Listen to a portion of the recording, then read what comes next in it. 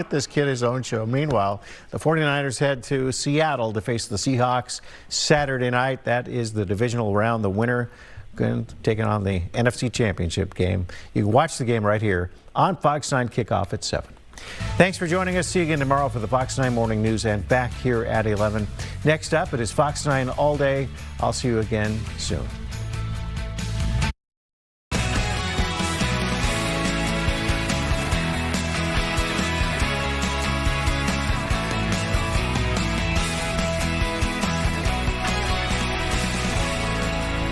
Hi, everybody. Thanks so much for being with us here. It is Tuesday, January 13th, the noon hour. We're really glad that you'll be with us here for the next couple of hours as we continue to do our best to keep up with things that are happening here on the ground with Operation Metro Surge, the thousands of federal agents here, and the protests that they're running into as well. There are several live events that we're following today, and we have some live interviews for you as well. We're going to talk with the state lawmaker, Eric Putnam. He is a DFLer who found himself in the middle of a situation in St. Cloud at a Somali mall yesterday. He'll tell us about that. Also, an immigration attorney. She's from the East Coast. We talked to her about a year ago. She's going to join us again. She's been sort of watching this from afar, and she will weigh in on a couple of different things that we wanted to ask her about specifically. And then also a student-led walkout is scheduled on the steps of the state capitol for tomorrow. We're actually going to talk with one of the organizers and get perspective from one of the students who's been heavily involved in organizing some of these protests. And then, of course, we're going to look ahead to the forecast. If you like these mild temperatures today, just enjoy it because change is definitely coming, and it's coming soon. But we want to start here this newscast with a little bit of breaking news that came into the newsroom here just a short time ago. It looks like one of the top prosecutors in Minnesota may be stepping down. We're talking about U.S. Attorney Joe Thompson, and this is according to the Star Tribune. And so just to clarify, the U.S. Attorney is a federal role that prosecutes federal crimes at the state level here in Minnesota. So Thompson, you may have seen him during some of these press conferences in the last couple of months, really been at the forefront of leading some of these federal prosecutions in many of the fraud cases that we've seen, whether it be Feeding Our Future or some of the more recent fraud cases. He was appointed acting U.S. attorney and then served for several months before Daniel Rosen took office. Now, Thompson, to be clear, has not given any sort of public reason for his departure. There is an article in the New York Times that we're looking at here that says that that two other senior prosecutors from this office here in the Twin Cities, Harry Jacobs and Melinda Williams, have also resigned. The New York Times is saying that they were told that all three resignations are tied to the Justice Department's push specifically to investigate the widow of Renee Good. Of course, she's the woman who was killed by an ICE agent last week. And the DOJ's reluctance to investigate the agent. So all of this, according to people with knowledge of their decision, per the New York Times, again, Joe Thompson has not made any sort of a statement about why he may be stepping down. We did just get this in from Governor Walz, so we wanted to share this, a little reaction here just a few minutes ago into the newsroom. So he says, Joe is a principled public servant who spent more than a decade achieving justice for Minnesotans. This is a huge loss for our state. It's also the latest sign Trump is pushing nonpartisan career professionals out of the Justice Department, replacing them with his sycophants. So that according to Governor Walz, but again, we don't have any clarification, any confirmation rather on why Joe Thompson may be stepping out, but this is according to the Star Tribune that just came through. Meantime, we are, of course, continuing to track the immigration enforcement around our region today. Department of Homeland Security bringing even more agents to the area. So South Minneapolis, this was just a short time ago here, just about a block or so away from where the ICE agent shot and killed Renee Good last week. A man who told us that he's a medic and was on scene to help protesters, told our photojournalists that agents were trying to get into apartments. Don't know exactly what that means, if it's knocking. There's no clarification there. And then deployed chemical irritants at protesters multiple times. Minneapolis Councilman Jason Chavez was also on that scene. He was able to tell our photojournalists that there are about a dozen agents present there, and just talked a little bit more about the fear in these neighborhoods that he says continue to be targeted. Respect for this neighborhood.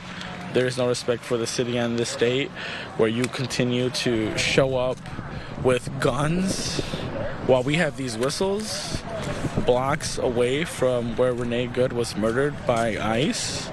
It just feels like ICE wants to escalate tension in our neighborhood while continuing to run rampage by tearing families apart. A message for the families in the neighborhood? You know, if you're vulnerable to deportation, please reach out to myself, your neighbors who have the privilege to have citizenship in this country. We could help you with rides, food, groceries, figure out how to address the rent issues you're dealing with. You know, there are a lot of neighbors that are really desperate to help one another, and we want to help as much as we can. Should people carry passports, paperwork?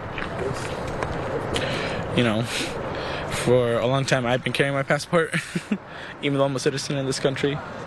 And that's the heartbreaking part of, like, literally having to carry a passport just because of the color of your skin. You know, you're not required to if you're a citizen, right, to carry a passport. But unfortunately, the country we are living in, it feels like you might have to. Again, we'll be talking with an immigration attorney next hour to talk a little bit more about rights and the things that you should have with you, how to prove if you're a U.S. citizen, that kind of thing. We also want to take you now to the federal building. This was earlier this morning. This is the Whipple Federal Building. It's not downtown. This is the one that's out kind of by the VA along Highway 62. It's really been a focal point for protesters who have been facing off with ICE. So this morning's protest, some of the video you're taking a look at is part of a prayer service there, part prayer service, part protest. And this is a group that meets regularly, second Tuesday of the month, to show their support for immigrants and protest ICE's presence here in Minnesota. So today's gathering was actually the first time that they had met since Renee Good was shot and killed, because that was on a Wednesday. So this is the first time that they were getting together today. So again, that's at the Whipple building this morning, and on and off there have been folks there. It's kind of ebbed and flowed throughout the last week or so, but that's really been a focal point for protesters. All right, a couple of different news of a couple walkouts today. So walkout at Park Central High School in Brooklyn Park. That was this morning. As you can see, the students there, an aerial view. So again, Brooklyn Park. We know that this is happening across the community. We've seen other schools have sort of student-led or organized walkouts like this. We saw it in Woodbury just last week. Wayzata had something, and then also we are hearing that Eden Prairie may have a student-led walkout that is planned for later this afternoon, sort of around 2:30. And I spoke with the school. It looks like students will be marked unexcused if they decide to attend. They will not be allowed back into the school afterward. And of course, that's when school's letting out. And so the administrators there just want to make sure that everybody stays safe. If they're going to be gathering in that East Bus Loop area, that's when the buses are going to be arriving to take students home for the day. So they're just kind of watching that very carefully. They told me they don't know if it's going to be 5 students or 300 students, just trying to watch that and just keep everybody safe. Yesterday, too, Maple Grove, Roosevelt, as well, is where we've seen students come out. And then later on, in about 15 minutes or so, we're going to talk with a student who is from St. Paul, who's helping to organize what they believe could be the potential for thousands of students to show up on the state capitol steps tomorrow. So we'll talk about that as well. All right, let's see here. Let's do this. Okay, this was this morning. Another gathering, this at the Hennepin County Government Center. So again, we have faith leaders, business owners, some other residents getting together to call for a statewide day of mourning on January 23rd. So we wanted to play for you some of that event that happened this morning. But the beauty about Minnesotans is that we have stood up for each other. We have come together. We are going block by block, neighborhood by neighborhood, caring for each other, bringing groceries to one another, praying with one another, standing up for each other. That's exactly what Renee Good was doing, standing up for her neighbor. Her whistleblowing was returned by bullets. We cannot let that stand. Minnesota will not continue to be a testing ground for the kind of fear and violence that is expected for the rest of this country. We will not allow that to happen.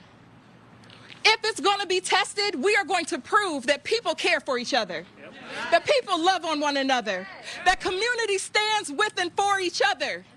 This is not Minnesota against the U.S. This is Minnesota and the rest of the country standing against a president who is unhinged and releasing chaos and horror on our nation.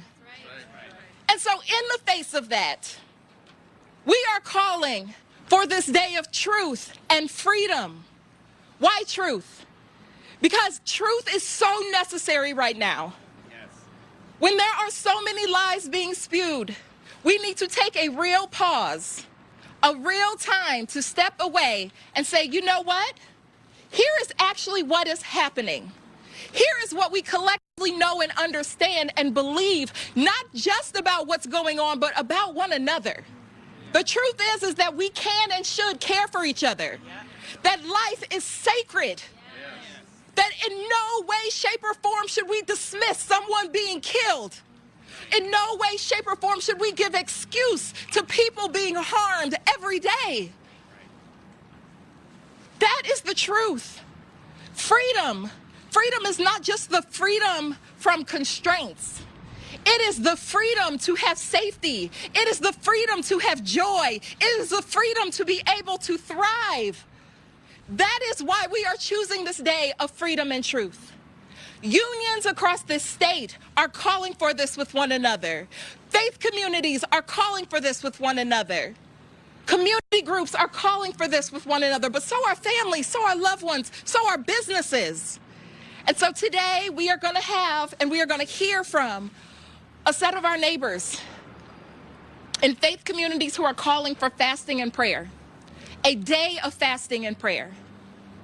I want to be clear, because we know that just today, just this morning, the President of the United States called for a day of reckoning and restitution, while spewing lies again about our great state and our neighbors here. It's very interesting that he opened up with naming that Minnesotans want to remove thousands of people committing crimes in this state, and I say, yes, we do.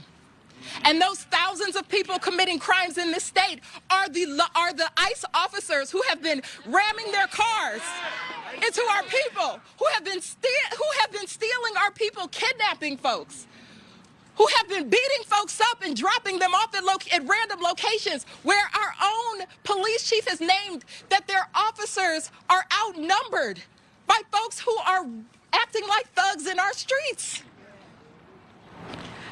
We cannot allow this to continue.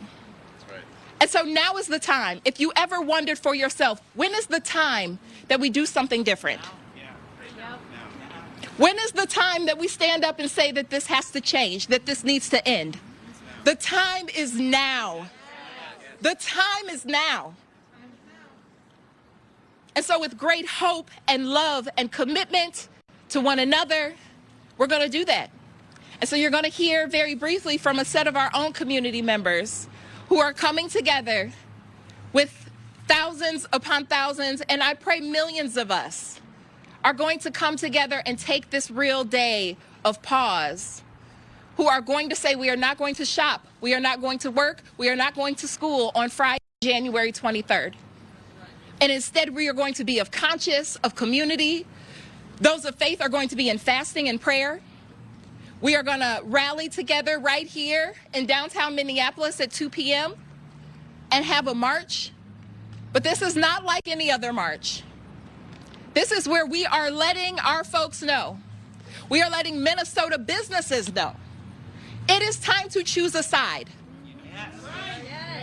If you're a business here in Minnesota, Target, we're looking at you. That's right. You're a homegrown business. And yet we've watched video after video of your own employees, some of them American citizens, being snatched from your halls. Stand up, speak out. We are going to leverage our economic power, our labor, our prayer for one another. All right, we're going to take a quick break right now. We'll be back with much more here on All Day Live. We have much more to come, some regional headlines for you, as well as some of the other headlines of the day. Stay with us. We'll be right back.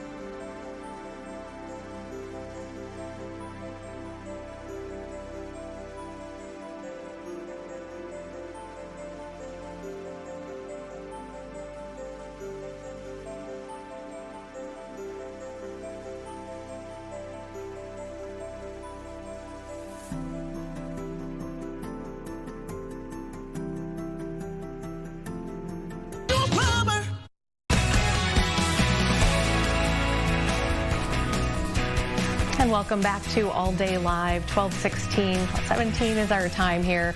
We're glad that you're here with us today on this Tuesday. Oh, did check 13th, the 13th already of January. Time is just flying by here in 2026.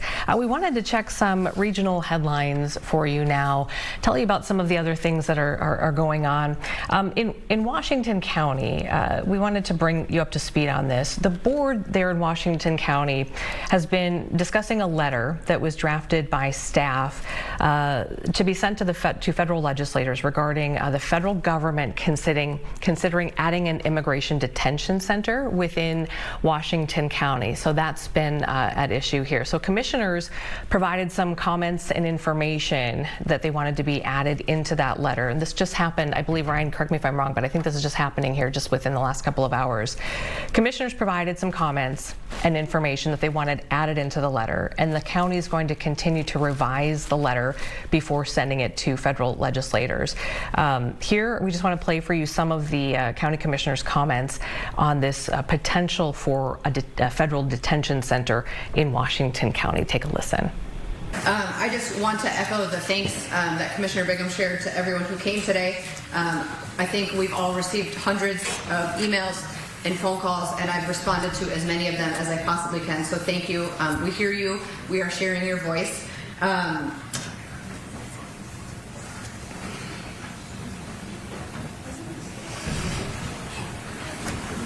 To the mom who just came up and shared that she's changing the way she moves around her community. I am too. I'm sorry. It's all right. The trauma that this is causing in our communities is the part that I'm struggling with the most.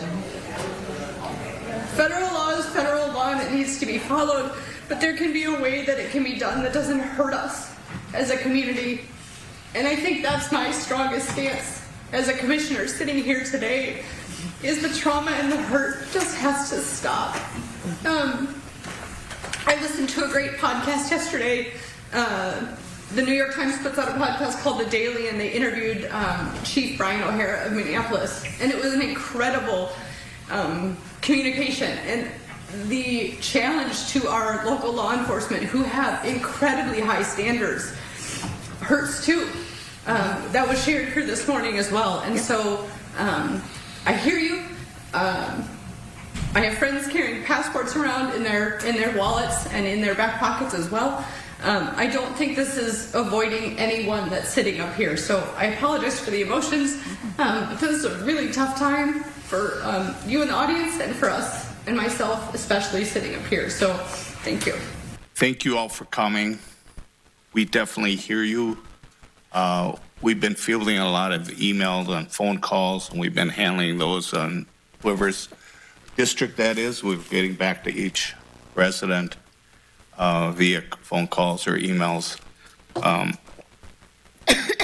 I think every block, every household has the same concern.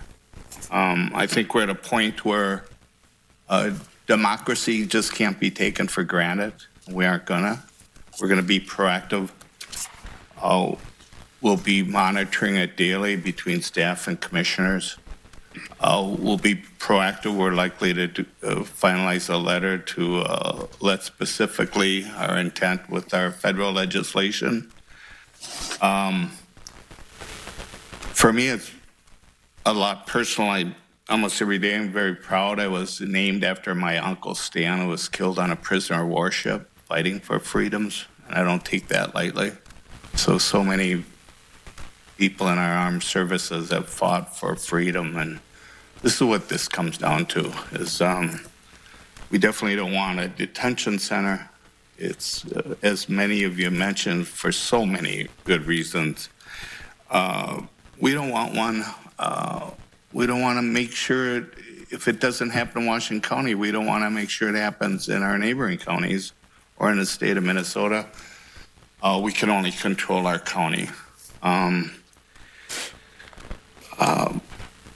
it's we're at a critical point here in society, and I appreciate your advocacy to not be silent, and I hope you continue that on after this meeting in any way possible to protect our freedoms. We all have to do that. So thank you for coming.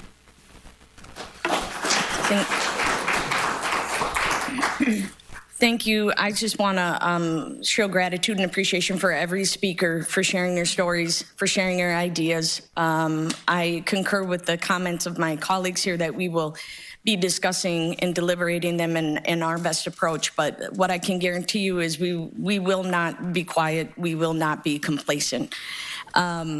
This is about, as Commissioner Kowalski said, this is about protecting our freedoms. And having ICE in our communities violating Constitution and due process does not make our communities any more safe. And I will reiterate that this also becomes not only a safety issue for our local law enforcement, who are amazing, and the leadership of our sheriff and our police chiefs is incredible, but it's also a public health concern. It is also a workforce development concern. It's an economic development concern. And this county is over 50% agriculture. And the immigrant community is vital in agriculture and in small business. And they are our neighbors.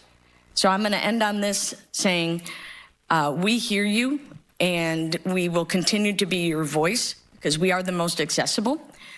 But be kind, show love, show respect. So that was just a couple of hours ago in Washington County. We take you to Mankato now, where this was last night, so more than 300 residents showed up to a city council meeting on Monday night. The Mankato Free Press has this article if you want to read a little bit more about it. But the majority of the meeting, it sounds like, was spent with residents talking about a video of an ICE officer, they say, stepping out of his SUV, asking a woman to move aside, and then proceed to spray a chemical irritant into the person's face. Now, clearly, we're not getting the full picture here, full description. We're not seeing the video, but that's according to them. So residents spent about 45 minutes here kind of laying out their concerns and questions for the council. Mankato Public Safety Director was there and talked about breaking down the department's policy that does not allow local police to assist immigration enforcement. They have no authority over these federal agents. This is the same sort of conversation that's being had in all of our communities right now with local law enforcement. So the meeting ended in Mankato with the council passing a motion to direct staff to review the list of demands submitted by the public and then taking a look at ICE-related practices in other cities. And then the city council, it sounds like, is going to release an update at their meeting on January 26th, so about 13 days from now. So that's the very latest from the city council meeting in Mankato last night. And then to St. Cloud, we wanted to just briefly tell you about this because we're going to talk a little bit more here in just next hour. But we've seen a video of an incident yesterday. It was around the noon hour at 3rd Street North, 33rd Avenue North as well. St. Cloud Times reporting this. So a group of at least 65 immigration and customs enforcement agents reportedly tried to detain an individual near Star Market, which is known as sort of East African businesses. A lot of East African businesses are there. There was a state senator, Eric Putnam, who's a DFLer from the St. Cloud area, and he told the St. Cloud Times that the people at the strip mall reportedly confronted the ICE agents, and he was there, he said, to lower the tensions. And we'll kind of just leave it there because State Senator Putnam is actually going to be joining us here next hour, I believe at 1:45, so the end of next hour, to kind of tell us from his perspective what happened there yesterday. So we'll have much more on that coming up. Okay, a couple of other headlines that we are following today that we wanted to bring to your attention. And one of them is happening at the federal level at the Supreme Court today. There's a couple of big things happening there. Today is where they're hearing arguments. So the Supreme Court justices are hearing some arguments over transgender athletes in high school sports. Here's where we're at. So the arguments today are focusing on a case revolving around a transgender high school student in West Virginia who competes on the girls' track team. This is now the second of two cases challenging these state bans on transgender students playing on sport teams that are consistent with their gender identity. So at issue here is whether these state bans are permitted under the 14th Amendment and under Title IX. Of course, that's the 1972 federal law that bans discrimination in education on the basis of sex. So a couple of things. Chief Justice John Roberts has signaled his skepticism for what he calls transgender exception for sex-based laws. And then Justice Brett Kavanaugh said that the court cannot look past what he characterizes as the harm that transgender inclusive sports policy impose on cisgender women and girls sports teams. So that's kind of what's playing out today at the Supreme Court. Oral arguments today, so there's no decisions are made in cases like this right away, but a big step forward in that conversation and kind of gauging the justices' takes on that. Also, Supreme Court tomorrow, we are going to be watching for a ruling on President Trump's authority to impose tariffs. So the Trump administration has relied on the International Emergency Economic Powers Act, or EPA, as the legal basis for imposing these tariffs. During November's oral arguments, however, several justices appeared skeptical over whether that law can actually be used for that purpose. So that discussion will be happening tomorrow, and we do anticipate we may get some sort of a a ruling on that tomorrow as well.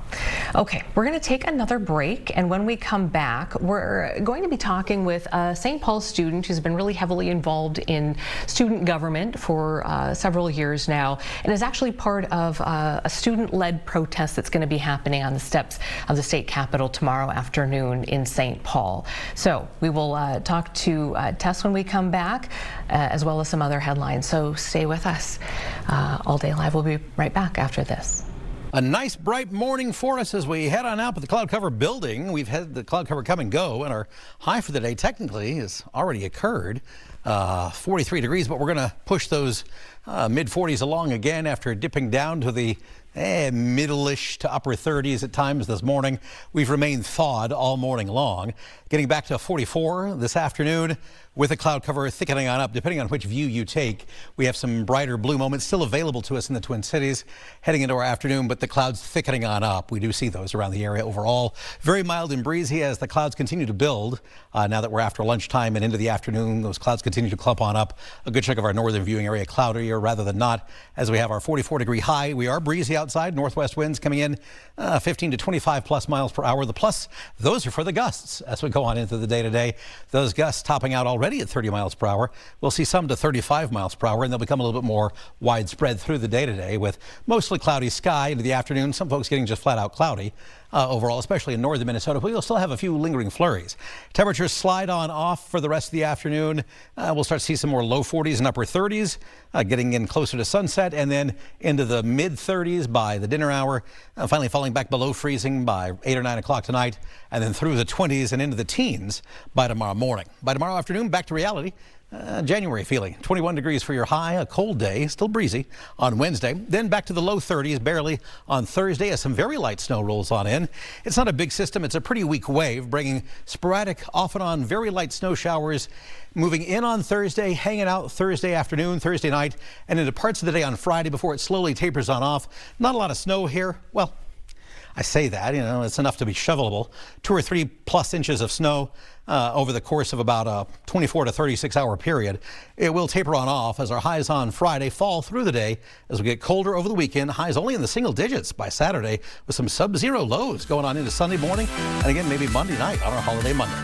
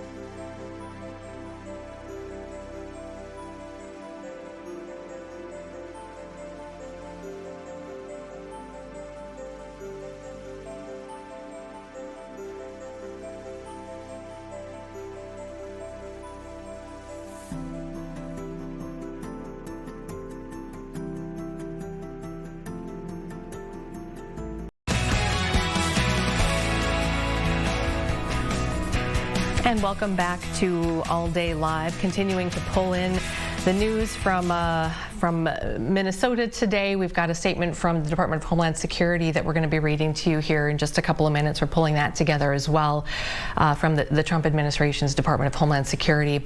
At 12:33 here, we want to check in because Operation Metro Surge has really, as we've seen clearly, has run up against a lot of protesters, and some of them are kids. They're students who continue to stage walkouts during their school days and show up at other protests. In fact, there's a student-led gathering planned at the state capitol in St. Paul tomorrow.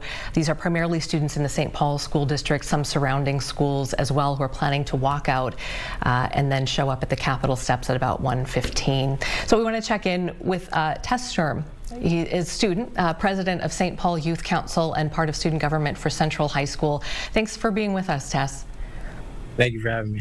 So St. Paul School District, I think a lot of people realize one of the most diverse districts in the state. What is it that you're hearing, you're seeing among your peers?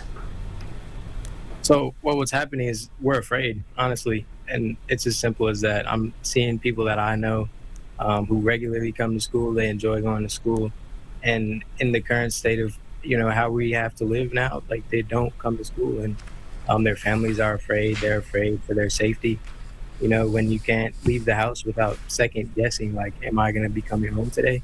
Can you focus on your education? And the answer to that is no. So as students, honestly, we don't feel secure. And so that's why we're organizing this walkout. And that's why we want to make it known that students are against ICE operations in Minnesota, because it's just constantly living in fear.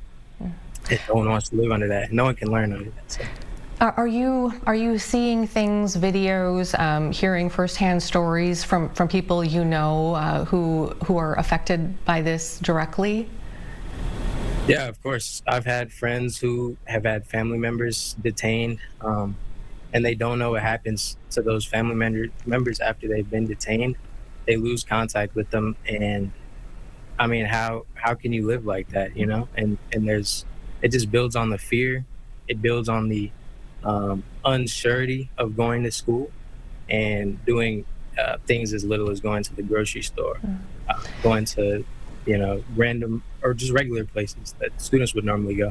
And I'm just hearing a lot of students who don't feel safe doing those things because they know people directly affected, and they themselves are. And let me ask you about this. I mean, when you are talking to students, as somebody who's sort of in a leadership position here, people are looking to you for answers. What are some of your messages to students? What have you talked about as far as, if they want to document? Obstruction is a really big concern right now, as we've seen people get hurt and killed. Maybe taking concerns to city council. Like, what are some of your messages specifically to other youth? Our messages are pretty simple. What we want is for students to participate in this demonstration that we're hosting if they feel safe. And we've put out to all the students participating and who would be interested in participating that their safety isn't 100% guaranteed, but we're doing everything that we can to ensure that they're safe. So we'll have a marshal guard and an escort for students. But I think just that we can't guarantee their safety in itself is pretty alarming. And we've told students, like, this is a situation that we're placing on you guys. Like, this is a responsibility that falls on us to make this statement and put out this message towards the whole state, honestly. And we want people to be able to know what happens if they encounter ICE. We've told students, obviously your first instinct should be to document, pull out your phone if it's safe for you. But again, I just think that we can't guarantee their safety. And honestly, like, that's not a good feeling for us as student organizers ourselves. But I feel like this is what we have to do in this moment. Yeah. Have you? What do you expect tomorrow? Tell me about what people can expect if they go, and how many people do you expect to participate? Yeah, we're looking at the chance for huge numbers of students to be showing up at the Capitol.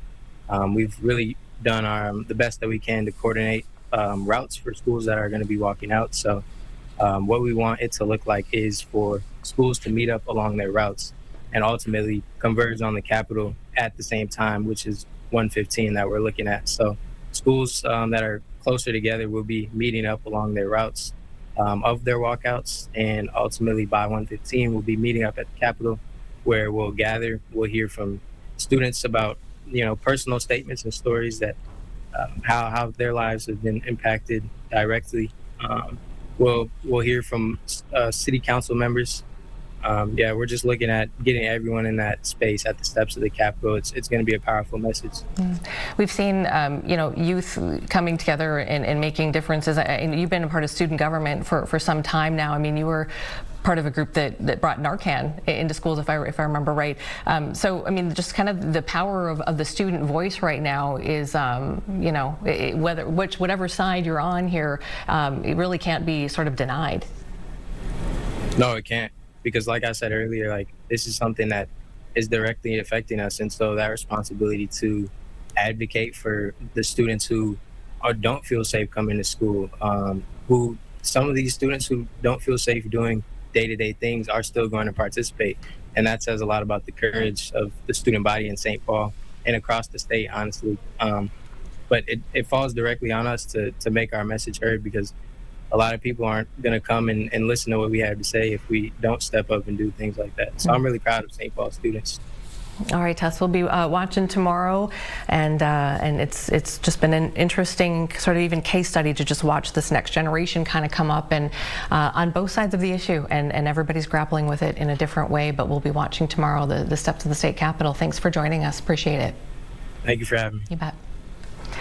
Okay, let's go through a couple of other headlines. As I had mentioned at the top of coming back from break, we do have a statement that we wanted to share here from the Department of Homeland Security. You know, we told you earlier we were out at a scene just a couple of blocks away from Portland and 34th, where Renee Good was shot and killed by an ICE agent. And we talked about how neighbors there, witnesses were saying that the ICE agents were going door to door and trying to get into some of the residences. So Department of Homeland Security confirming that agents are going door to door in Minnesota right now. They say this is to investigate fraud. We know about a week or so ago that Department of Homeland Security Secretary Kristi Noem had confirmed that yes, in fact, they were sending additional agents. It was at that time a number of about 600 agents from Homeland Security who would be specifically asking questions about fraud and trying to uncover fraud. But we have they put this out on social media, and we wanted to just share that with you. I think, do we have that graphic here, Ryan, to show? So Americans are being robbed blind, and Minnesota sanctuary politicians are either willfully ignoring it or worse, complicit in it. Under the leadership of President Trump and Secretary Noem, Homeland Security investigators are going door to door investigating fraud in Minnesota and across the country. No stone will be left unturned. So that's the very latest here, just a few moments ago from the Department of Homeland Security as well. And then new today, a couple of other things here we wanted to share with you. So this is related to temporary protection status. And this was something that was in the headlines about a month and a half ago or so, maybe even 2 months ago, starting in November. Well, new now, the Trump administration is officially ending a temporary protection status for Somalia. Trying to break down here what this means. This would affect several thousand Somalis living in the U.S. currently, several hundred at least currently living in Minnesota who have this protection. There's a date to it now. So Somali migrants with this temporary protective status will be, according to the Trump administration, required to leave the country by March 17th. So this is the first time I'm aware of that we're actually getting a date put to this. And so it's really important to note a couple of things. We're not talking about the vast majority of people living in Minnesota, U.S. citizens who are of Somali heritage. This is not who we're talking about. We're talking about a group of people very specifically who were given this temporary protection status. This is something, just stepping back for a second. It was established in 1991 in this country to Somalia. It was a result of an ongoing civil war in the country.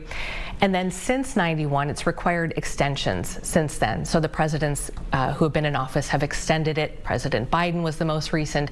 That TPS status was extended in September of 2024. So Now, as we've seen Secretary Kristi Noem say, let's see if I can find her quote here. So temporary means temporary, she told Fox News Digital in a statement today. Country conditions in Somalia have improved to the point that it no longer meets the law's requirement for temporary protected status. Further, allowing Somali nations to remain temporarily in the U.S. is contrary to our national interests. Noem added, quote, "We are putting Americans first." Just to break down a couple of numbers for you, I think this is important given our Somali population here. So according to the U.S. Citizenship and Immigration Services, there are 2,471 Somali nationals. So those are the people who have this protected status in the U.S., 2,471 currently in the U.S. right now, with 1,383 in this country with pending TPS applications. Let's see if I can find the Minnesota numbers. I think we had those here. Hang with me just one second here. May not have those here. Okay, I don't have those, but just know that nationwide, that's what we're looking at according to the U.S. Citizenship and Immigration Services. Let's see. Yeah, I think that's all that was new in that today, but just wanted to pass that along, that didn't want that to get lost in the shuffle, that date has now been set for March 17th. Okay, let's see. Truth Social post this morning. So this is the latest from President Trump himself. We have, I believe, the graphic here. Do the people of Minnesota really want to live in a community in which there are thousands of already convicted murderers, drug dealers, and addicts, rapists, violent, released and escaped prisoners, dangerous people from foreign mental institutions and insane asylums, and other deadly criminals too dangerous to even mention? All the patriots of ICE want to do is remove them from your neighborhood and send them back to the prisons and mental institutions from where they came, most in foreign countries, who illegally entered the USA through Sleepy Joe Biden's horrible open borders policy. Every place we go, crime comes down. In Chicago, despite a weak and incompetent governor and mayor fighting us all the way, a big improvement was made. Thousands of criminals were removed. Minnesota Democrats love the unrest that anarchists and professional agitators are causing because it gets the spotlight off the $19 billion that was stolen by really bad and deranged people. Fear not, great people of Minnesota. The day of reckoning and retribution is coming. So again, that is from President Trump this morning on Truth Social. That is what spurred partly, we showed you a little bit earlier, a press conference by some faith leaders who are calling, while the president is calling for a day of reckoning, they are calling for what they say is a day of truth and freedom on January 23rd. So that's kind of all of the moving parts here as we're seeing them right here at this hour at 12:45. We're going to take a break and come on back, and we have much more to come for you here on All Day Live, and we're going to leave you with, as we go to break, just a kind of a peaceful moment. This is Bloomington. We'll call this one Normandale Sunrise. Absolutely gorgeous. Take some deep breaths, and we will be right back.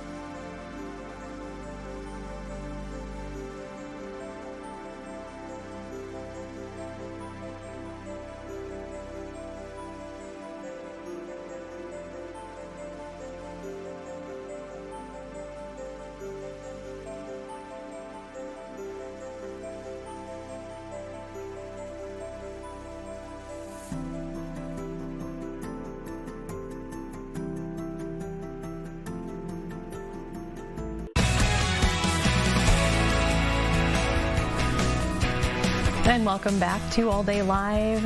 Executive producer Ryan Ramblin is joining us right now. Good afternoon. Keeping an eye on some of the other bigger stories that we are following here in our newsroom today, and one of them happens to revolve around the Vikings. We've got a couple of different things that we want to talk about here. Yeah, so the Vikings holding their kind of their year-ender press conference, let's call it, with head coach Kevin O'Connell, and then general manager Kwesi Adolfo-Mensah joined as well. So let's just play a clip of that here, and we'll talk about it after. Okay.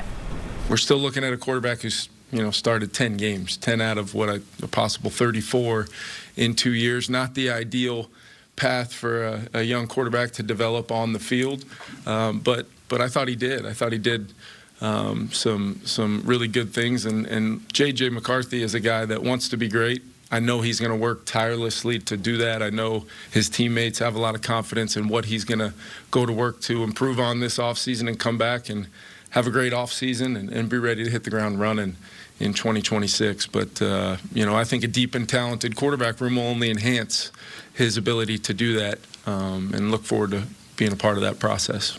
You spend a lot of those nights, obviously, you're up in these decisions and they're uncertain, and you're trying to make sure that you don't lock yourselves into what you did and thinking that it's always right. And so there's those nights that you wake up and stare at the ceiling and ask yourself. But I always go back to the process and what we thought at the time. It's easier to kind of go and be revisionist and results-based, but going to really think through what we had at the time. I still understand why we did what we did. The results maybe didn't play out the way we did. We wanted them to, but ultimately,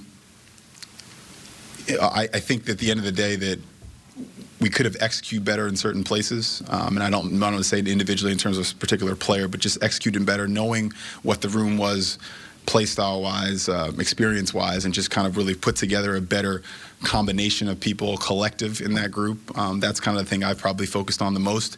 And then also ultimately understanding how we play and win football games. Again, I'm not going to get into the specific how we group it, but we've won a high clip of games over here since we've been here, when we've gotten a certain level of play, a certain style of explosive plays. These are things we've talked about, but a lot of times points aren't made until something is removed. And then you kind of see the complex system and how when you move that one variable, how that one variable affects other things. And really seeing how, when we weren't that explosive, how teams played us and how they kind of got to box a different fight. And when they got to box a different fight, how that impacted our defense and their ability to create turnovers and win games the way we thought we could win. So that was really just a great learning experience that tied into the quarterback discussion. And those are things we'll carry with us going forward. Okay, and then I was reading something, Ryan, and it was in a rush, and I didn't get a chance to read much about it, but did I see something about Jordan Addison? Yeah, so a report from Heavy Sports, a website I'm not all too familiar with, said that wide receiver Jordan Addison had been arrested for trespassing at a Tampa area hotel. Now, Kevin O'Connell was asked about that today at the press conference and said he did just very recently learn about that report, but he did not want to comment or speculate into it at this point. So that is what's out there. Amy, as we know, Jordan Addison missed the first 3 games of this season for violating the league's substance abuse policy.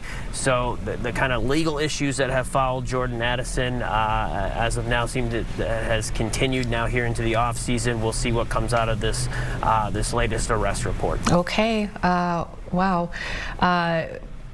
Other news in the world of football here in Minnesota, which whether you're a Gopher fan or not, if you're a Gopher fan, this is really big news. If you're not, this is still a really big deal for that team. Tell me a little bit about Coy Parrish. Yeah, Coy Parrish, safety, Gophers, all Big Ten team in his second year with the Gophers.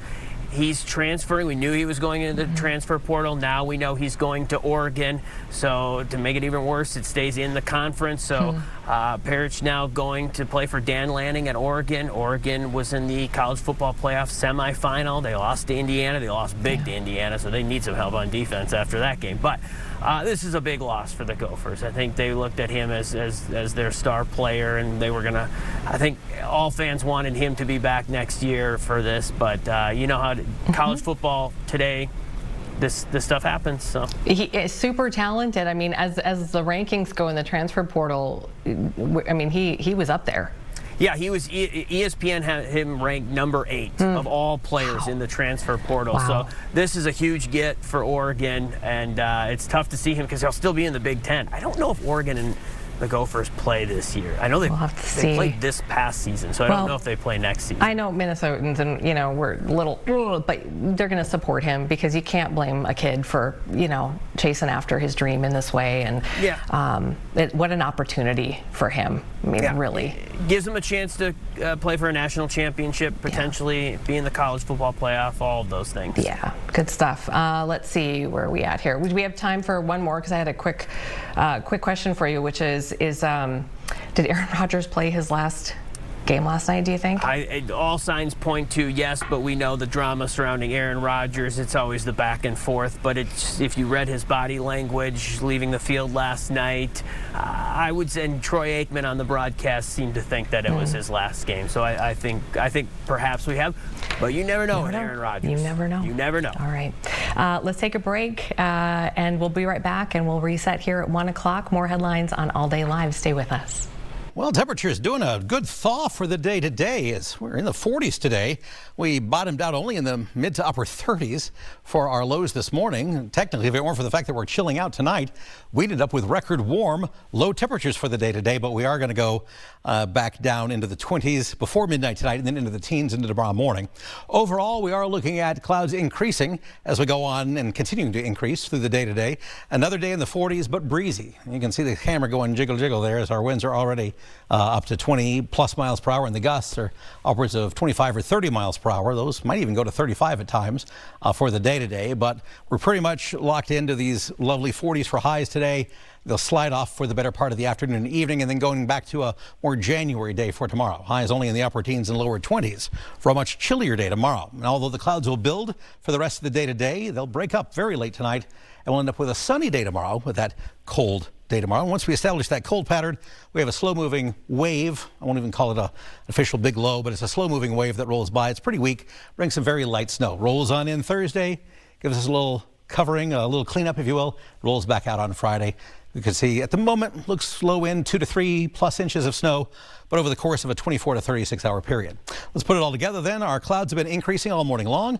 We hit 43 for a high temperature back at 2 or 3 o'clock this morning. We went down to the upper 30s for most of the morning commute. Now we're heading back up and through these low to mid 40s for this early afternoon period, then falling back through the 30s and into the 20s by midnight tonight and into the teens by tomorrow morning. Breezy conditions and gusty conditions lead to sunshine and colder conditions for the day tomorrow. Highs only around either side of 20 for tomorrow afternoon. Once we establish the January feel, then when this weak wave arrives into the day on Thursday, we'll start off with some cloud cover building. We could see some light snow showers develop into our mid-Thursday morning. I think the morning commute will be okay on Thursday, but by lunchtime we'll see some snow showers roll on into the afternoon. Then off and on light snow continues into our Thursday afternoon, and then we'll see some more sporadic snow showers Thursday night and into the day on Friday. We put it together on a forecast then for today, very mild and breezy. Increasing clouds continue as the snow melt certainly continues, going for these mid-40s into the early afternoon, then temperatures slowly slide into the evening and overnight all the way down. Back into the freezer we go. 14 for an overnight low. Clouds hang out for a good chunk of the night. Then we'll see some clearing late tonight and into early tomorrow morning, and that clearing continues into a sunny day tomorrow, but certainly feeling like January. High only around 21, and average high for this time of year is 23, so certainly more in line with what we should be doing as we head on into this midpoint of January coming up toward the end of the week. Looking ahead on that 7-day forecast, light snow showers roll on in on a cloudier day on Thursday, but temperatures do bump up back to near the lower 30s again, and then we stay in the low 30s with those snow showers off and on, hanging out in the low 30s through Thursday night and Friday morning. But then that becomes our high temperature on Friday, and as the snow begins to wrap up, temperatures may fall off through the day. We'll be in the teens by the end of our Friday afternoon towards sunset, and then they just keep falling all the way down to around 2 Friday night and into early Saturday morning. By that point, the snow showers will be a far thing of the past. Partly sunny sky on Saturday, a frigid day, a high only around 8. Going down below 0 Saturday night into Sunday morning. Trying to get back to around 15 by Sunday afternoon. And then a high only around 11 for our holiday Monday. And you can see that cold air continues. It looks like we're going to go back below 0 Monday night into Tuesday. And if I had an 8-day forecast, we'd still be in the teens. Looking ahead on day 8 there toward Tuesday of next week as well.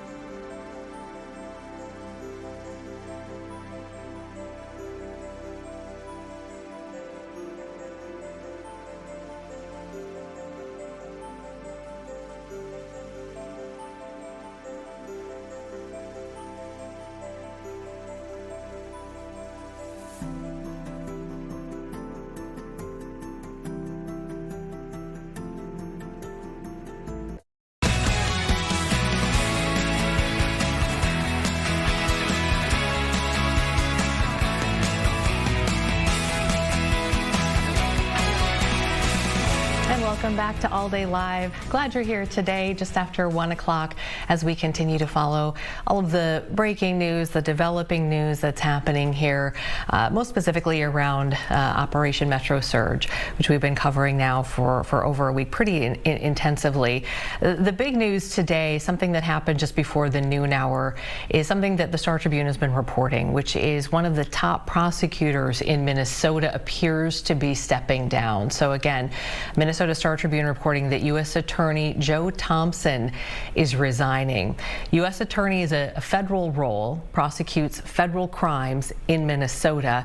Thompson, you may have seen in several press conferences during the course of the last several months. He's really been that lead attorney in leading the charge in many of these fraud cases, whether it be Feeding Our Future or some of the more recent cases here in the state of Minnesota. He was appointed acting U.S. Attorney. He served for several months, and then Daniel Rosen took office. Now, Joe Thompson has not said publicly why he's departing, why he's stepping down. There is an article from the New York Times that just got our attention that we just wanted to pass along to you. The New York Times is reporting that there are two other senior prosecutors from that office, namely Harry Jacobs and Melinda Williams, who have also resigned.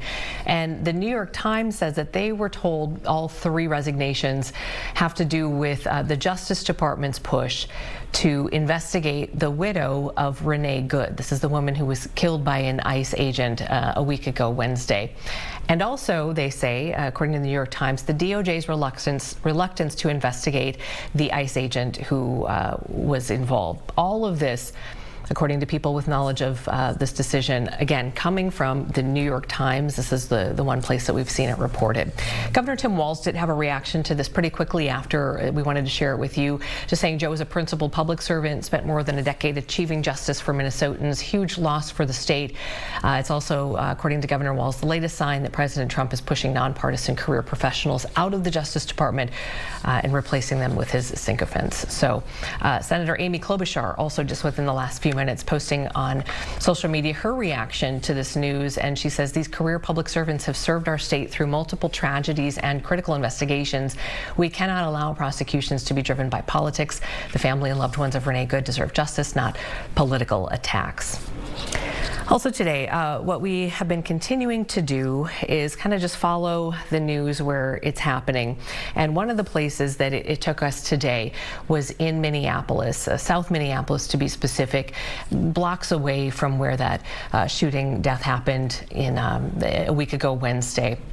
So DHS, Department of Homeland Security, we know is bringing even more agents into the area. And again, this is South Minneapolis, about a block away from Portland and 31st from last week. So a man at this scene just earlier this morning told our photojournalist that he was there to help some protesters after ICE agents, they say, were trying to get into the apartments and then ended up deploying chemical irritants at the protesters multiple times. Again, we don't have any other side to this story as far as what protesters may have been doing at this time. We're just telling you what one of the witnesses said. Minneapolis Councilman Jason Chavez was on that scene as well. Told our photojournalist that there were about a dozen agents present, and he talked to us a little bit more about what he's been saying now for over a week or more, that there's been a lot of fear in these neighborhoods, particularly the one his district as well, where neighbors, he says, continue to be targeted. Respect for this neighborhood. There is no respect for the city and the state, where you continue to show up with guns while we have these whistles blocks away from where Renee Good was murdered by ICE. It just feels like ICE wants to escalate tension in our neighborhood while continuing to run rampage by tearing families apart. A message for the families in the neighborhood? If you're vulnerable to deportation, please reach out to myself, your neighbors who have the privilege to have citizenship in this country. We could help you with rides, food, groceries, figure out how to address the rent issues you're dealing with. There are a lot of neighbors that are really desperate to help one another, and we want to help as much as we can. Should people carry passports and paperwork? For a long time, I've been carrying my passport, even though I'm a citizen in this country. And that's the heartbreaking part of, literally having to carry a passport just because of the color of your skin. You know, you're not required to if you're a citizen, right, to carry a passport. But unfortunately, the country we are living in, it feels like you might have to. And in the article. Okay, so we wanted to check in with an immigration attorney for some more insight. Joining me now is Rosanna Berardi, managing partner at Berardi Immigration Law, based out of Buffalo, New York, but representing people across the country. Thanks for joining us. Pleasure. Thanks for having me. Yeah, we spoke to you, I think it was, almost maybe a year ago about some other topics, and we thought we'd bring you in as somebody who's kind of been watching things from afar a bit, but also as an immigration attorney. Just, curious right off the bat here, some of your thoughts as you've been watching things kind of play out here in the Twin Cities. Well, it's been certainly an alarming sight to see, but I can't help but think back to July 4th of 2025 when the Big Beautiful Bill Act was signed in law by, voted by Congress and signed by President Trump. And why am I thinking about that? Because ICE was funded billions of dollars to hire more enforcement agents, to have more people boots on the ground, if you will. And I think this large-scale operation that we're seeing in the state of Minnesota is directly linked to ICE having more funding in order to propel the Trump administration's agenda to fix immigration. And we know, Roseanne, that obviously President Trump was elected, and one of the things that he ran on was being tougher on crime, America first, and he talked about going after, the worst of the worst and pulling these criminals off the streets.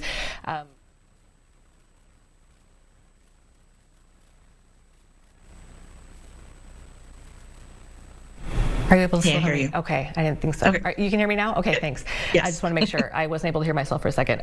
So we know he got into office for that reason. We know that there are people here in Minnesota who are wanting this. They see this and they say, yeah, we're seeing these criminals coming off our streets. So from your perspective as an immigration attorney, how do you manage that line of understanding that there are people who are here undocumented, who may be dangerous to the community, but also protecting those who are here and who are not posing that kind of a danger? Yeah, it's definitely a hard and difficult line to walk for law enforcement. I think average American, wants to fix immigration. Does that mean knocking on doors and pulling people out of their homes? A little bit aggressive, I would gather, for most Americans. We never know. The hard part of my job is we never know what law enforcement has in terms of information. Now, people will say they're here undocumented. They just want to live here. They just want to live a better life. Well, the federal immigration law is a federal law. Doesn't matter your intention of, do you want a better life? Is there a better economy? If the law's been broken, then law enforcement has a basis in order to approach that individual and see what's going on. And I think the criminal part, listen, if somebody is a criminal and there is an outstanding warrant for an arrest and ICE, executes that warrant, that's a hard argument to make. That's a law enforcement job. But going door to door like this, again, we don't know what's going on from the law enforcement perspective, and we never will, right? That is secured information. We're not going to get that information. But there's a fine line here, and in terms of neighbors wanting to help and be neighborly, I think that is a beautiful act. But I also think that neighbors may not know the full detail of every individual in their neighborhood. So to have this broad umbrella over an entire neighborhood that we're going to protect everybody here and not really know that can be a misstep.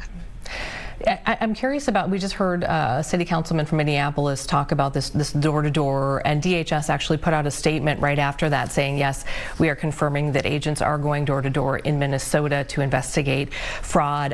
From, I guess, a rights perspective, a legal perspective, if you are in your home and there's a knock at the door, what are your rights? So this is very important for everyone to listen to. It doesn't matter if you're born in the United States or a foreign national. If there's a knock on the door, you're not required to open that door. If you hear on the other side, this is ICE or Immigration and Customs Enforcement, you must ask, do you have a warrant? And if they say yes, ask for that warrant to be slipped under the door or passed through the door. Now, the hard part here is not all warrants are created equally. So there are judicial warrants that require law enforcement to show evidence to a judge and say, there's a reason why we want to knock on this door. And those are signed off by a judge. And those judicial warrants do have the power to allow the government to go inside the premises and search whatever the judge signed off on. What's sticky here is there's also another type of warrant, called an administrative warrant that's issued by Homeland Security or ICE or any one of those agencies. If someone's knocking on your door and slips an administrative warrant under your door, you do not need to allow them to come in. You can say, I'm sorry, I'm not allowing you in. And if they start creating a ruckus or what have you, you need to calmly be respectful to a law enforcement officer and say, I would like to see a lawyer. I'd like to call my lawyer. I'm not letting you in at this time.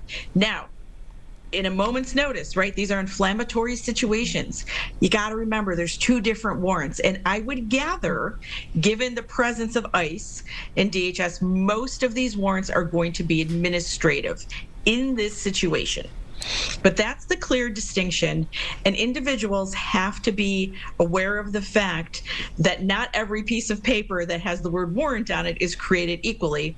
And if it is not signed off by a judge, the government does not have the power or the authority to go into the premises and search. Okay, that is really, really important information. I think a lot of people are just kind of trying to educate themselves on what is the law and what isn't. And to have this, when we see a councilman out there in a neighborhood and neighbors who are saying they're going door to door, I think a lot is getting lost. But I think there are instances where there's administrative warrants. Clearly, you're saying there's instances where there's judicial. Is it legal for these agents to go just door to door randomly, or can they do that and people can just not open the door, or what are the rights here? So anybody that's physically present in the United States has constitutional rights. It doesn't matter if you were born in the U.S., if you were born in Afghanistan, if you're born in Italy, everyone physically present on U.S. soil has constitutional rights. So right to free speech, right? You can say whatever you want most of the time, unless it's inflammatory or it's going to result in some type of harm or danger. You have right to due process. So if the government's knocking on your door and they do have a warrant, a valid judicial warrant to search, and they find something, maybe there's drugs in the premise or guns, they can detain you. That doesn't mean they're going to put you on an airplane. Because you're physically present in the U.S., you're protected under the Fourth Amendment. You get due process. What does that mean? That means your day in court. Now, will you get it that day? It's unlikely. The system's clogged. But there are provisions and protections. We're hearing a lot of murkiness about them because the government's all over it right now, and there's a lot of people in the system. But an individual is not going to be ripped out of their home, put on an airplane, and sent back. We don't have that in the United States, thankfully. Okay. As we're talking about sort of differences and understanding specifics, I think another thing that might be really helpful to try to understand, in addition to two types of warrants. So if someone comes to your home, ask if it's a judge's warrant or an administrative warrant. And the judge's means that they can come in. Aside from that, when we talk about arrest and detain, we had the Minneapolis police chief about a month ago say, if you see something that doesn't look right, somebody's getting swept up, and so they had a lot of calls into 911. And so maybe trying to help people understand the difference between arrest and detain. And again, we don't know exactly what's happening on the streets. There are hundreds and hundreds, countless incidents, and we're not able to verify every single one of them. But generally speaking, Roseanne, what do you want people to know about what they may be seeing? Well, what they may be seeing is rooted in law enforcement investigation and data.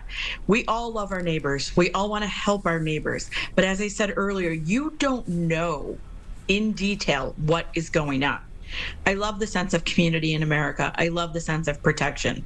But we also have law enforcement. And whether you like that or not, law enforcement is doing their job based on information they have that you and I will never know. The general public will never know that. That's redacted because it's high-level law enforcement information. So if you see something, it's disturbing, you don't think it looks right to you, don't call 911. If you know your neighbor's family, call a family member or try and look at it. But the last thing to do is try and interject yourself in that situation. It's very, very dangerous to do that. And again, the issue is we don't know all of the details, right? We don't know the government side. We don't know the individual side. We might know that we love our neighbor next door, but we have no idea if that individual has a criminal record or has guns or drugs inside. So law enforcement, I think it's really important. I used to be an officer at the border, to be respectful. Everyone's there doing a job. Everyone is there being told to do this job. If it doesn't look right, I wouldn't try and insert myself into that scenario because you're not going to win. Law enforcement is going to be able to do what they are there to do. If they have that warrant, if they have data or information that they can adequately pursue, law enforcement is there. They're not doing it ad hoc. It seems like they are because of the volume of people in the area right now. But this is done very strategically, and we see it in many layers of law enforcement. So inserting yourself in the middle of a confrontation like that, I would highly advise against that. And finally, Roseanne, I guess if people, hear that and they say, I hear you, Roseanne, I just want to go and I want to document and I want to just do something. What do they need to know about their rights to document, the rights of law enforcement as well in those situations? Well, this is a hard one because everybody has, a camera now in their phone. I guess if you're doing it safely from a distance, you're okay. But again, if law enforcement tells you to do something, I personally, even as an attorney, would definitely follow their word and, drop, whether you're taking a few pictures or videos. If you're told not to do it, I wouldn't do it. But, there's a lot of things going on in those situations and it's hard to stop. So if they want to document it, if it's a reasonable situation, I would say by all means that would be okay. Yeah, and we don't have time to get into it, but I think obstruction is a word that we're using a lot, and we're not really getting into details of what obstruction means. Correct. So maybe we can pick that up in another conversation with you. Thanks for joining us today. Really, really appreciate it. Your insight today as an immigration attorney in Buffalo. Thanks, Roseanne. Thanks for having me. All right, take care. All right, let's take a quick break and come on back. More headlines here on All Day Live. Stay with us.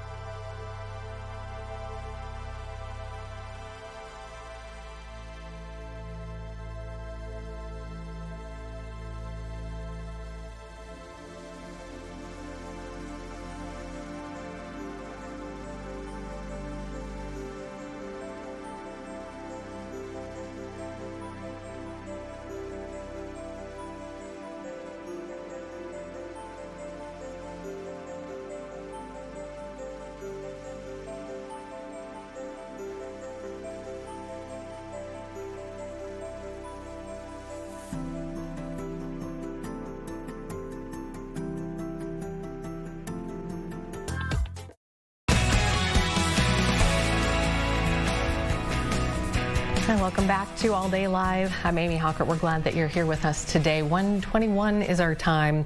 A couple of stories that we're working on for later today. One of them, our Corin Hockert is on, and he's been working on it here for the last several hours. Corin joins us now if he's ready. So, Corin, tell me a little bit about the man that you I'm guessing you spoke with this man today. Tell me about him and his situation. His name's Ryan Eklund. He's a realtor out in the Woodbury area. And his account of his experience yesterday, well, let me start by saying he was in ICE custody for more than 9 hours yesterday. Okay. And the way he tells it to me is that he, had just dropped this kid off at school. He was going to the grocery store to pick up a couple things. He spied what was pretty obviously an ICE vehicle that was roaming the parking lot, and he followed it.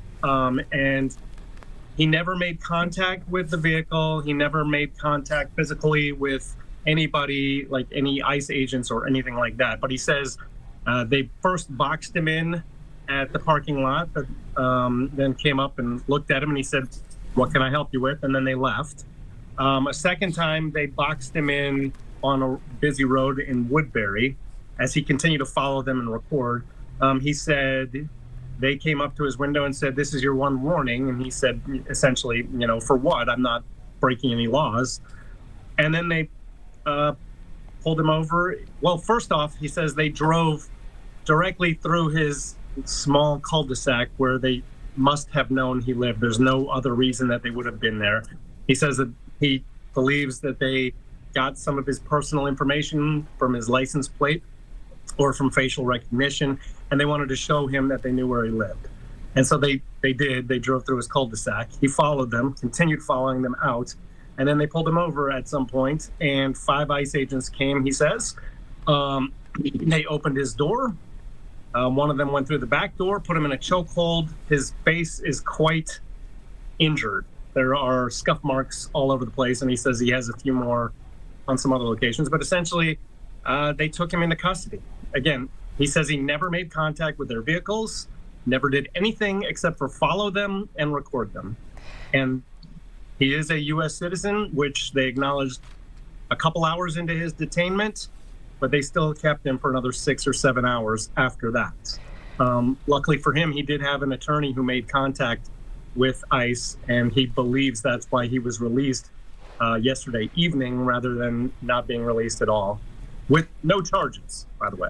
And so, Corin, you're mentioning that he was recording. How much of this was he able to get recorded? I'm working through that right now, but he says he got quite a bit of the interactions, that the agents actually took the phone out of his hand in his car as they were detaining him and threw it into his car. So he kept his phone. And so we're working on getting big files transferred so that I can look at the video myself. But he says he's recorded quite a bit of it. Did law enforcement give him a reason when they arrested him? Did they say this is why you're being arrested? Do we know? Nope. He says they never told him why he was detained. Okay. Okay. So yeah, we'll see how much of that we're able to see on the video. What do we know? Not to put you on the spot here with a legal question, but there's just so many different aspects here that we've been trying to figure out legally. What do we know, if anything, about following an ICE agent? Legal, not legal? Is there a gray area? 100% legal. Upon? Okay. 100% legal. You're also allowed to video record them, although I'm looking at a court case right now where there was the Los Angeles Press Club filed a federal case against Homeland Security for Homeland Security apparently having a policy that said that recording them is considered to be a threat and is considered to be unlawful civil unrest. And the judge, told them that's not the case. Mm-hmm. So that was their policy, at least during the time that ICE was in LA last year. I have reached out to ICE on both the detainment of Ryan Eklund and on their policies when it comes to video recording and being followed, which constitutionally are allowed, but according to the policy that was in place at the time of the LA ICE surge, that was considered to be illegal activity. And we've heard in Minnesota plenty of agents telling folks who are recording them that they cannot do that. But they can.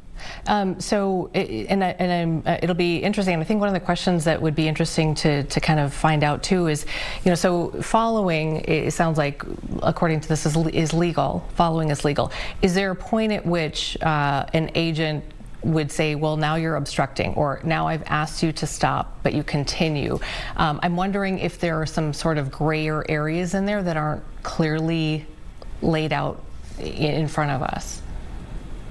Well, you're not asking a legal expert here, so I don't want to give you. But I think, I don't want to give you an opinion here. No, right? I think everything I've seen says that following them is not impeding them in any way. Recording them is not impeding them in any way. If you get in front of them and block them at some point, they could consider that to be impeding. But again, in this man's case, he says he never blocked them. He never made physical contact with them. The only people who got blocked anybody was ICE agents blocked him a couple of times. Yeah, okay.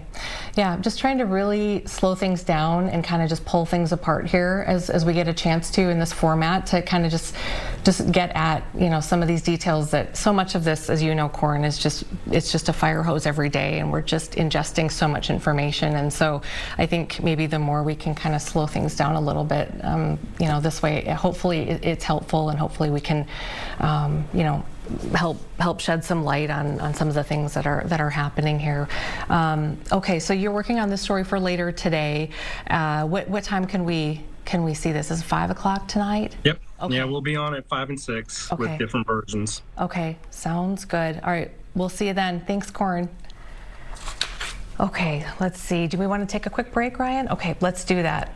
Okay, let's do that. Let's check the weather because today's good. It's a mild day. Things are not going to stay like this though for much longer. Get ready for this weekend. The bottom's going to drop out just a little bit more than we're used to, and then much more ahead here on All Day Live. Stay with us. A nice bright morning for us as we head on out with the cloud cover building. We've had the cloud cover come and go, and our high for the day technically has already occurred. 43 degrees, but we're going to push those mid-40s along again after dipping down to the middle-ish to upper 30s at times this morning. We've remained thawed all morning long. Getting back to 44 this afternoon with a cloud cover thickening on up. Depending on which view you take, we have some brighter blue moments still available to us in the Twin Cities heading into our afternoon, but the clouds thickening on up. We do see those around the area overall. Very mild and breezy as the clouds continue to build. Now that we're after lunchtime and into the afternoon, those clouds continue to clump on up. A good chunk of our northern viewing area cloudier rather than not, as we have our 44-degree high. We are breezy outside. Northwest winds coming in 15 to 25 plus miles per hour. The plus, those are for the gusts as we go on into the day today. Those gusts topping out already at 30 miles per hour. We'll see some to 35 miles per hour, and they'll become a little bit more widespread through the day today with mostly cloudy sky into the afternoon. Some folks getting just flat out cloudy. Overall, especially in northern Minnesota, we'll still have a few lingering flurries. Temperatures slide on off for the rest of the afternoon. We'll start to see some more low 40s and upper 30s, getting in closer to sunset, and then into the mid 30s by the dinner hour, finally falling back below freezing by 8 or 9 o'clock tonight, and then through the 20s and into the teens by tomorrow morning. By tomorrow afternoon, back to reality. January feeling, 21 degrees for your high, a cold day, still breezy on Wednesday. Then back to the low 30s barely on Thursday as some very light snow rolls on in. It's not a big system, it's a pretty weak wave, bringing sporadic, off and on, very light snow showers moving in on Thursday, hanging out Thursday afternoon, Thursday night, and into parts of the day on Friday before it slowly tapers on off. Not a lot of snow here. Well, I say that, it's enough to be shovelable. 2 or 3 plus inches of snow over the course of about a 24 to 36 hour period. It will taper on off as our highs on Friday fall through the day as we get colder over the weekend. Highs only in the single digits by Saturday with some sub-zero lows going on into Sunday morning and again maybe Monday night on our holiday Monday.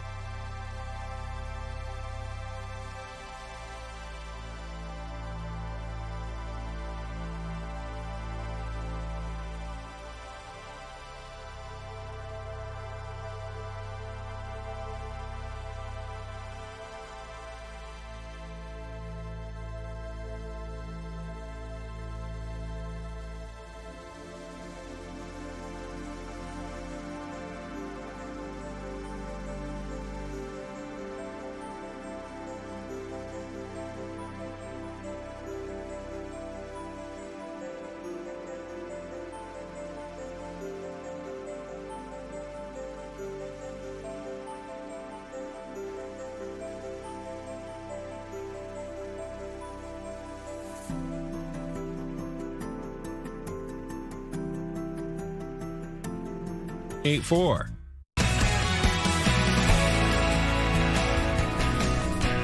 Hello, welcome back to All Day Live. It's about 1:30 here, 1:33 to be exact. We have some news out of the NFL that just came down that we thought we'd share with you. Ryan was just flagging me on this during the commercial break. So what's going on, Ryan? Yeah, we kind of knew this was coming. Head coach Mike Tomlin is out at Pittsburgh, and it sounds like he's just stepping down.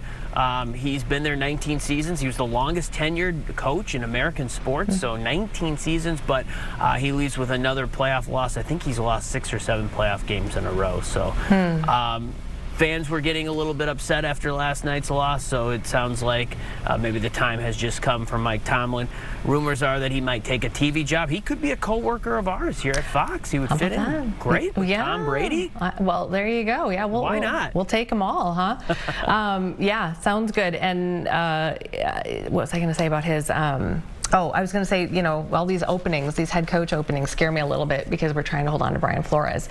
So every one that opens up, I kind of just go, ooh, a little bit more like, shoot, I hope that's not another door for him to walk out of. But but yeah, this happens. This happens at the end of the season. So, all right, Ryan. Thanks. And Tomlin came from the Vikings and went to Pittsburgh. That's right. So hopefully Flores doesn't follow that path. I hope not. All right, let's go through a couple more headlines here, if you don't mind. Is that all right? Should we don't mind. Okay, should we start at that Whipple building protest? Okay, so this morning. We've been following some of the stories that have been happening, and this is federal building, the Whipple building. It's kind of out by by the VA, Fort Snelling. It's really been a focal point, as we know, for protesters who have been trying to get ICE out of Minnesota. So this morning it was really part prayer, part protest. It's a group that meets, I guess, regularly every second Tuesday of the month.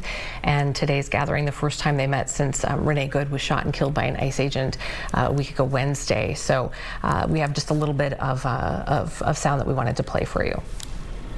We're living in a police state now, and this is not about law enforcement. This is about terror. Our brown and black communities are being targeted. Our Muslim brothers and sisters are being targeted. Minnesota is a place where people are supported and allowed to thrive. We've always been a place that welcomes immigrants. We've got a long history of that, and I've been very proud of that. We're not going to give up. We're going to continue to show support and have faith in people, and good things are going to happen. We're people of faith, we're people of action, and we'll engage in good trouble, and we'll try to move everybody together on this.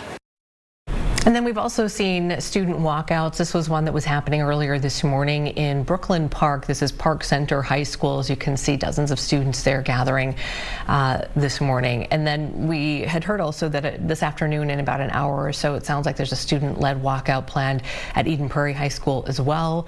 And talked to the folks at the administration there. Students will be marked unexcused. This is not a school-sanctioned event, and they will not be let back into the school afterwards. So yesterday we saw Maple Grove, Roosevelt High School as well. We've seen Woodbury, Wayzata, just several of the schools that we know of that are taking part in these walkouts. Also tomorrow in St. Paul, the St. Paul School District, it's not a district-led effort, but there are some students who are leading a walkout that's going to end at the state capitol steps. That'll be about 1:15 tomorrow. They are expecting, they say, thousands of people to attend from the St. Paul School District and a couple of surrounding schools as well. So we're seeing more and more students coming out as well. One other thing that we wanted to show you that was happening just right before we came on the air here at noon was some faith leaders and business owners, other local residents who are gathered. This was at the Hennepin County Government Center in Minneapolis, calling for a specific day, January 23rd, to be a day of, and I want to make sure I get this right. Kara, do you remember what it was? It was a day of truth and freedom, I believe, but I think she says it here in this soundbite. Oh, here it is. Yes, Day of Truth and Freedom. So let's listen in to see kind of what they had to say here just a few hours ago. But the beauty about Minnesotans is that we have stood up for each other. We have come together. We are going block by block, neighborhood by neighborhood, caring for each other, bringing groceries to one another, praying with one another, standing up for each other. That's exactly what Renee Good was doing. standing up for her neighbor. Her whistleblowing was returned by bullets. We cannot let that stand. Minnesota will not continue to be a testing ground for the kind of fear and violence that is expected for the rest of this country. We will not allow that to happen. If it's going to be tested, we are going to prove that people care for each other, that people love on one another, that community stands with and for each other. This is not Minnesota against the U.S. This is Minnesota and the rest of the country standing against a president who is unhinged and releasing chaos and horror on our nation. And so in the face of that, we are calling for this day of truth and freedom. Why truth? Because truth is so necessary right now. When there are so many lies being spewed, we need to take a real pause, a real time to step away and say, you know what? Here is actually what is happening. Here is what we collectively know and understand and believe, not just about what's going on, but about one another. The truth is that we can and should care for each other, that life is sacred, that in no way, shape, or form should we dismiss someone being killed. In no way, shape, or form should we give excuse to people being harmed every day. That is the truth. Freedom. Freedom is not just the freedom from constraints. It is the freedom to have safety. It is the freedom to have joy. It is the freedom to be able to thrive. That is why we are choosing this day of freedom and truth. Unions across this state are calling for this with one another. Faith communities are calling for this with one another. Community groups are calling for this with one another, but so are families, so are loved ones, so are businesses. And so today we are going to have and we are going to hear from a set of our neighbors in faith communities who are calling for fasting and prayer, a day of fasting and prayer. I want to be clear, because we know that just today, just this morning, the President of the United States called for a day of reckoning and restitution, while spewing lies again about our great state and our neighbors here. It's very interesting that he opened up with naming that Minnesotans want to remove thousands of people committing crimes in this state. And I say, yes, we do. And those thousands of people committing crimes in this state are the ICE officers who have been ramming their cars into our people, who have been stealing our people, kidnapping folks, who have been beating folks up and dropping them off at random locations, where our own police chief has named that their officers are outnumbered by folks who are acting like thugs in our streets. We cannot allow this to continue. That's right.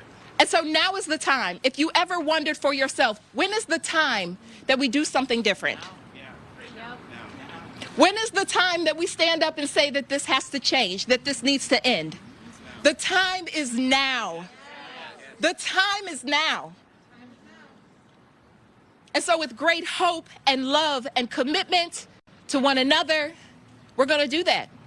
And so you're going to hear very briefly from a set of our own community members who are coming together with thousands upon thousands, and I pray millions of us are going to come together and take this real day of pause, who are going to say we are not going to shop, we are not going to work, we are not going to school on Friday, January 23rd. And instead we are going to be of conscious, of community. Those of faith are going to be in fasting and prayer. We are going to rally together right here in downtown Minneapolis at 2 p.m. and have a march. But this is not like any other march. This is where we are letting our folks know. We are letting Minnesota businesses know. It is time to choose a side. If you're a business here in Minnesota, Target, we're looking at you. That's right. You're a homegrown business. And yet we've watched video after video of your own employees Some of them American citizens being snatched from your halls. Stand up, speak out. We are going to leverage our economic power, our labor, our prayer for one another.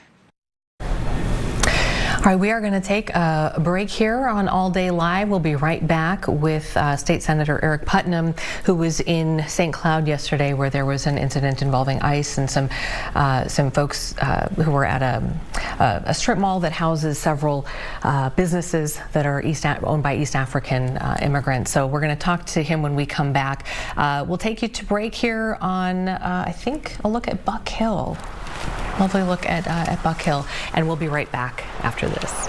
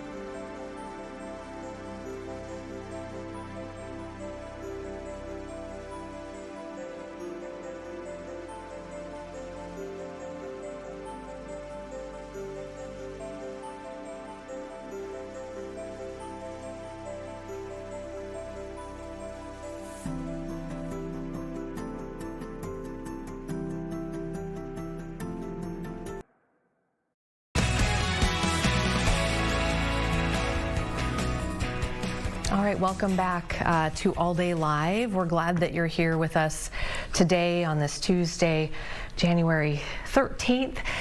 Yesterday, one of the stories that we were following is we learned of a situation where there were some ICE agents at the Star Market Mall in St. Cloud, and there were members of the Somali community, some East African immigrants who were gathered there in the parking lot. State Senator Eric Putnam, who represents the St. Cloud area, was there. You can see him on video, and we asked him to join us now. He can only join us via phone today. So State Senator Putnam, thanks for being with us. No, thanks for giving me a chance to visit. I appreciate it. Sure, and just letting folks know that I think the audio is kind of coming in and out a little bit. If it struggles, we're just going to sit with it for a second because Ryan's telling me that it tends to come back. Let's talk about yesterday. Tell us about, from your perspective, what happened in St. Cloud, and then how you found yourself there. Well, it was a very difficult day. I actually had been in that mall a couple days prior, talking to some of my constituents and my neighbors about their concerns and their fears. And in that conversation, I said, hey, give me a call if you need any help, if anything goes south or if you're worried. And so I was actually getting a physical, and I was about to get my blood drawn when the phone rang.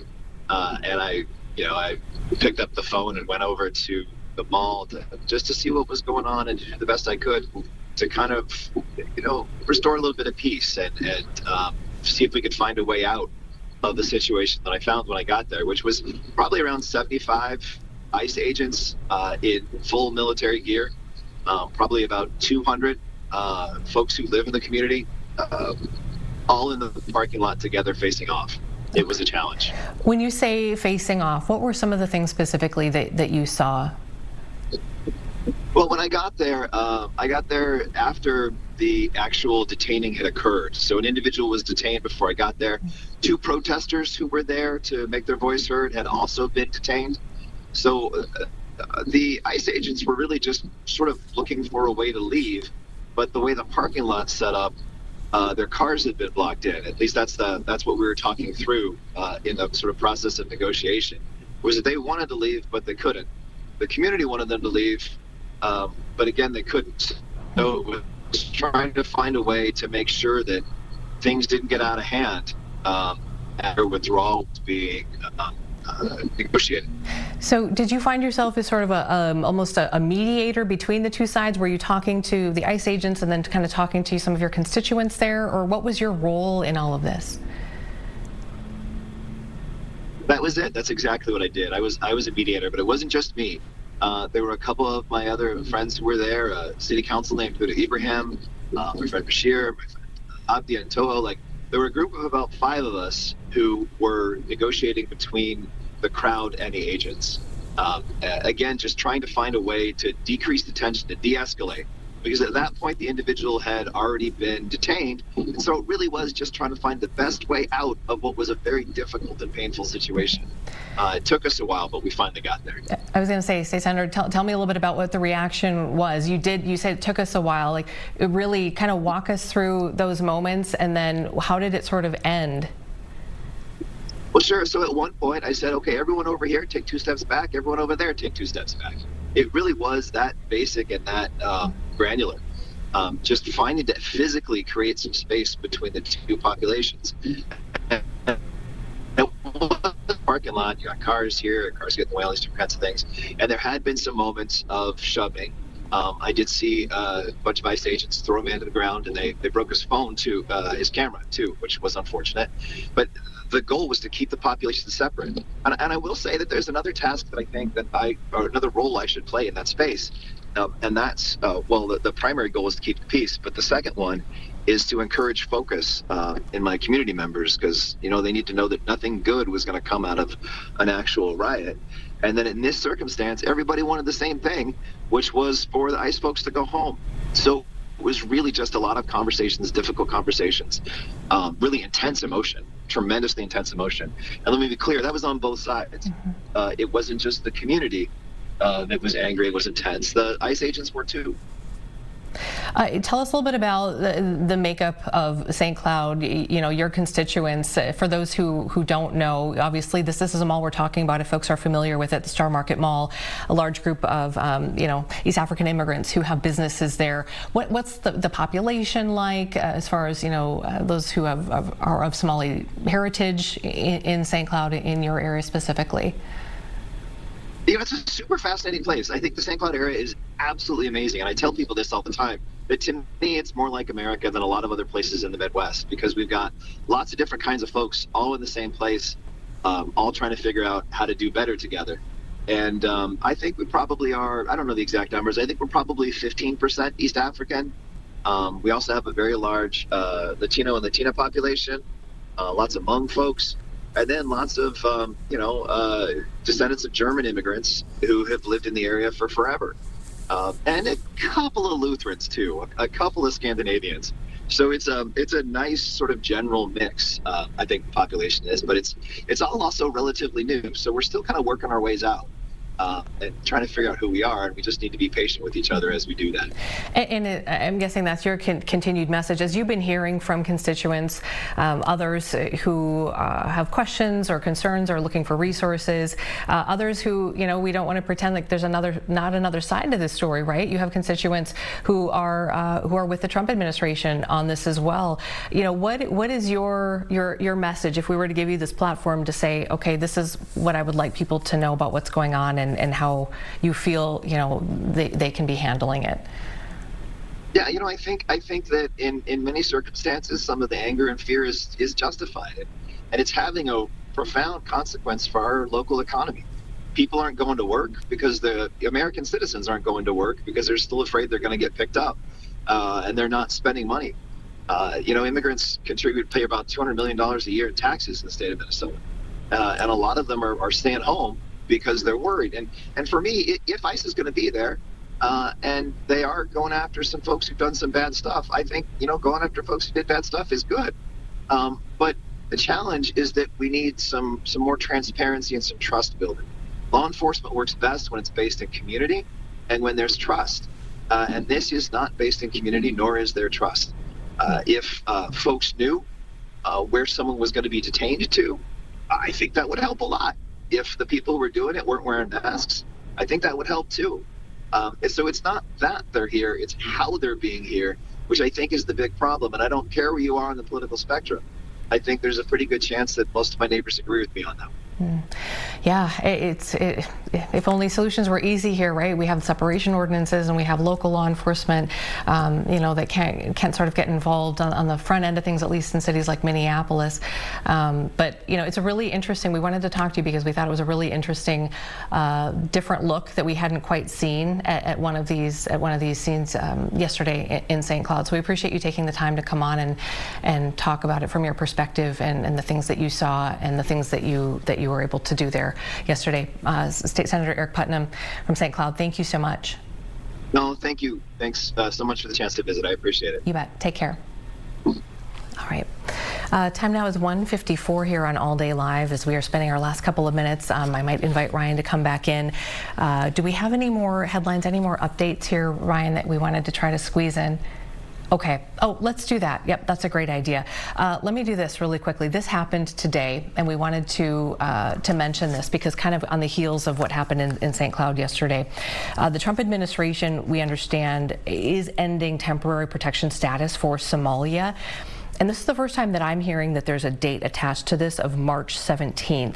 So just really quickly what this means, it doesn't affect, the Somali community as a whole. It affects several thousand Somalis who are currently living in the U.S. Under the temporary protection status that was set up in like 1991, and it's just been extended by different presidents. So that the Trump administration is saying is ending. According to the U.S. Citizen and Immigration Services, there are about 2,400 Somali nationals who would have this status in the country, and approximately 600 here in Minnesota who would no longer have the status as of the 17th of March. So that happened today. We wanted to pass that along. Okay, all right, Ryan, do you want to jump in here with just like the final minute that we have or so? Anything else that we wanted to catch people up on? Yeah, just wanted to update. We talked about it on the top of both hours, the resignation of the former U.S. attorney here in Minnesota, Joseph Thompson.